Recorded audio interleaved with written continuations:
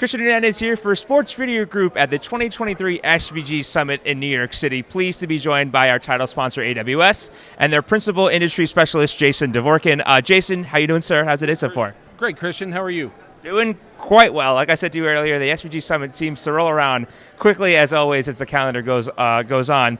Let's use this interview as a kind of a recap of 2023. AWS is doing incredible things in the industry. Talk about how you use the calendar year to upgrade solutions, relationships, and kind of use the year to kind of continue the growth.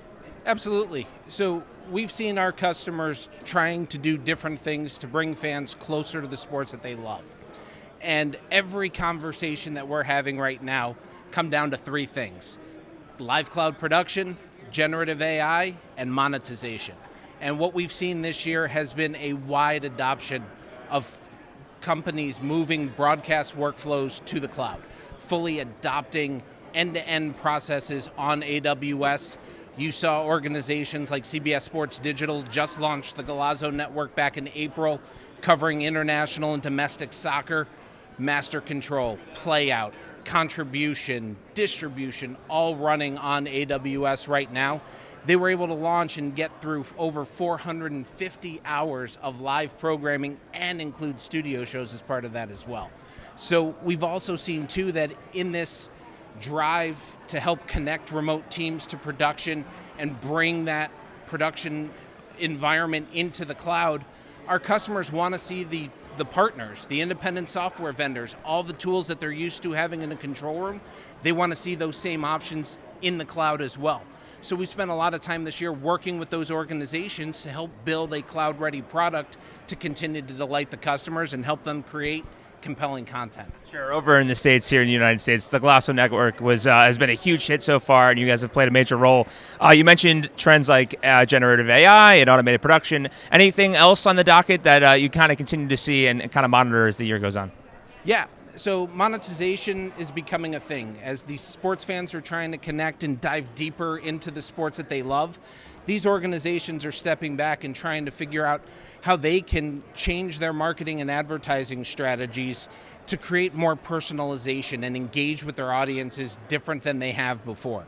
We're seeing a huge shift right now in that linear and digital advertising world starting to come together, and I think this is going to be an area as we move into 2024 that we're going to see a lot of organizations start doubling down in, and how they can bring those worlds together, create some efficiencies, and start to know their fans a little more, and even start diving into generative AI on that front to look at hyper-personalization, audience segmentation, and even creating new advertising content or advertising inventory that actually speaks to the fans and doesn't seem to be intrusive, but actually something that's part of the programming and can excite them even more. Without a doubt. Now, heading into the next year, what are some goals? What are some projects? I don't want you to kind of get the cart before the horse here, but give us a little preview of what 2024 may look like at AWS. Sure. So AWS is continuously helping these organizations innovate faster.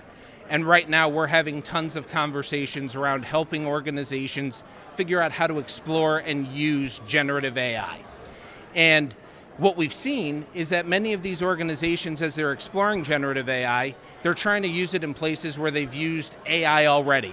So whether that's in helping search and discovery, whether that's in content up-resing, whether that's in media supply chain workflows and getting content through a pipeline, these are all things that they're continuing to use generative AI for. We're seeing these same companies look to reduce manual processes and try to automate things a little more and replace outdated workflows that they've had for years by using generative AI. We actually saw just a couple weeks ago, the PGA Tour announced that using Amazon Bedrock service, they built a chatbot. And this chatbot is awesome. So you could basically, they loaded 20 years of media guides, connected it up to their MAM for video, and you could actually ask what happened on the 17th hole at Sawgrass, who got a hole-in-one, what did Tony Finau do at this hole at a specific tournament, and the chatbot's going to not only return the answer, but it's also going to provide you with a link to video as well, so you could actually see that highlight happen in real time. Sure. And now we're having conversations with the tour where they're going, well, this is pretty cool, but how does this enhance the storytelling? Is there a world where that chatbot could be listening to the broadcast happening and start to put metrics and information on the screen to give those commentators in real time new tidbits, new nuggets that they could start to integrate into their broadcast and tell a more compelling story better than they're already doing it for their coverage of the various tournaments. So it's an exciting time. We're really excited for 24. As we dive deeper into remote production workflows and see more of that come to fruition, and now with Gen AI, I think next year is going to be very exciting for this industry because we know there is no shortage of content going into next year. Sure. Just as much as you're excited to get going, we're very much excited to continue covering what AWS has to do in the future. Jason, thank you for the time. Thank you for supporting this event, and good to see you, and see you in 2024. Great seeing you too. Thanks so much. Jason Dvorkin here with AWS at the 2023 SVG Summit. For more news like this one with Jason in New York City, please head over to our website at sportsvideo.org.